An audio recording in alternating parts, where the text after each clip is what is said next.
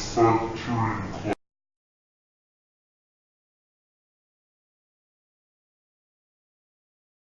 is Zoe Ocampo. My name is Aitana Arcanchi. And my name is Alejandro Portales. Hello, we're team number 4 and we're doing the report of tensile testing for the and it's the second practice of this partial. Well, for this practice, we tested 3 types of metal. First it was steel 1045, then steel 4140, that is the sample we have here, and aluminum 6061. The things we started doing was taking some measurements, the initial diameter of the piece, in order to see how it was reduced at the end when it was broke. We did this measurement starting with the 3 inches initial value to see how much it changed.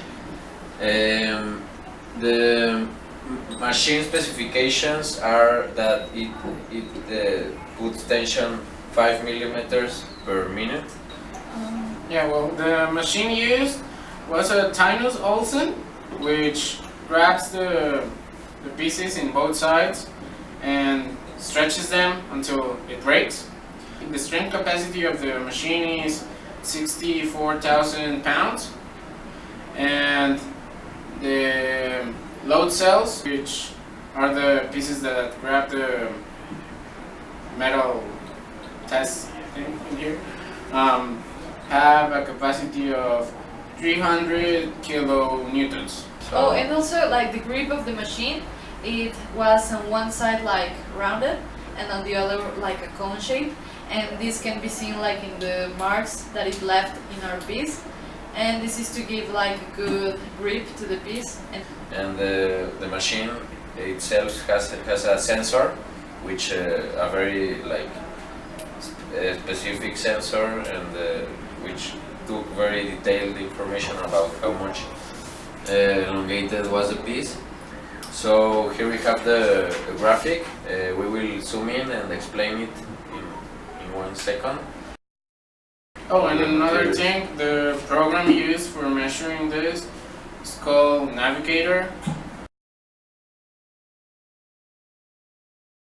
Well, in the graph, the red line represents like the ideal line of, it takes like the tendency of the first part and then like sees how it would behave ideally, and then like the black line is the actual like behavior of the piece, and the point signalized like in blue that's like matched with there is the yield stress limit, and that's like when the piece is like just almost about to break, and then the sensor gives us like certain amount of time to take it off, and so it doesn't get damaged when the piece breaks.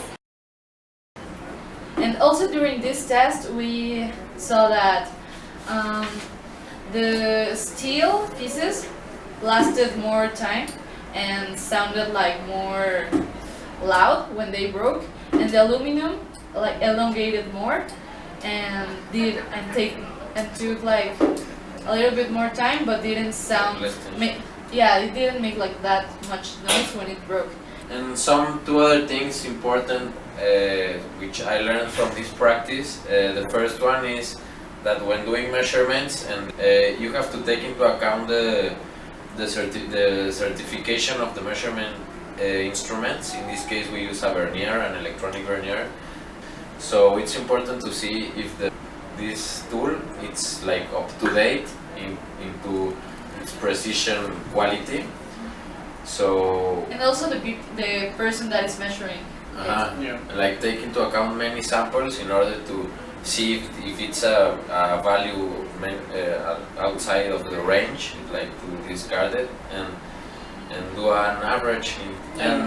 The final thing, it's like you can see here in the test piece, like when it breaks, depending on the material, you can see any type of shape. In this case, it's like a flat, sharp cut.